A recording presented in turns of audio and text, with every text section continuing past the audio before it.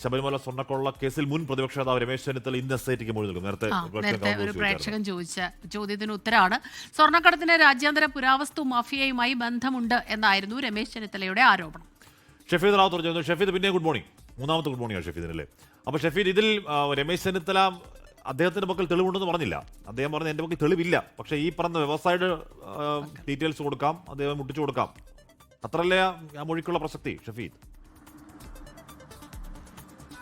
അഷ്മി, സ്വർണ്ണക്കൊള്ളയുമായി ബന്ധപ്പെട്ട് ഹൈക്കോടതി ഒരു ഘട്ടത്തിൽ സുഭാഷ് കപൂർ മോഡൽ എന്നൊക്കെ വിശേഷിപ്പിക്കുന്നത് നമ്മൾ കണ്ടതാണ്. അതായത് കടൽ കടന്ന അന്താരാഷ്ട്ര തലത്തിലേക്ക് നടത്തിയൊരു ഇടപാടാണെന്നൊക്കെയുള്ള കാര്യങ്ങൾ സംശയിക്കുന്നു എന്നുള്ളതായിരുന്നു കോടതി അന്ന് പറഞ്ഞിരുന്നത്. അത് ഏതാണ്ട് കണക്ട് ചെയ്യുന്ന തരത്തിലേക്കുള്ള കാര്യങ്ങളാണ് കഴിഞ്ഞ ദിവസം രമേശ് ചെന്നിത്തല മാധ്യമങ്ങളോടക്കം പ്രതികരിച്ചപ്പോൾ പറഞ്ഞത്.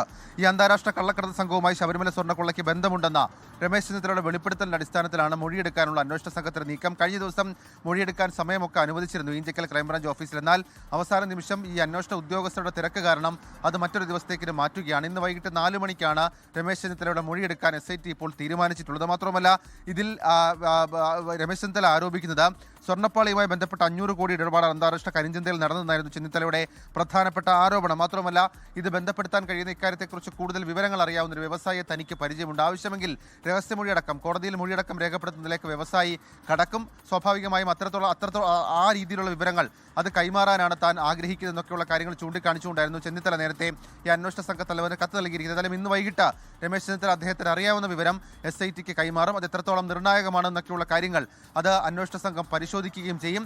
ഈ തദ്ദേശ തെരഞ്ഞെടുപ്പ് തിരക്കുകളൊക്കെ കഴിഞ്ഞു. ഇനി സ്വർണ്ണക്കൊള്ളയുമായി ബന്ധപ്പെട്ട് കൂടുതൽ വിവരങ്ങൾ പുറത്തേക്ക് വരും. അന്വേഷണ സംഘം അടുത്ത ഘട്ട അന്വേഷണത്തിലേക്ക് കടക്കുകയും ചെയ്തിട്ടുണ്ട്.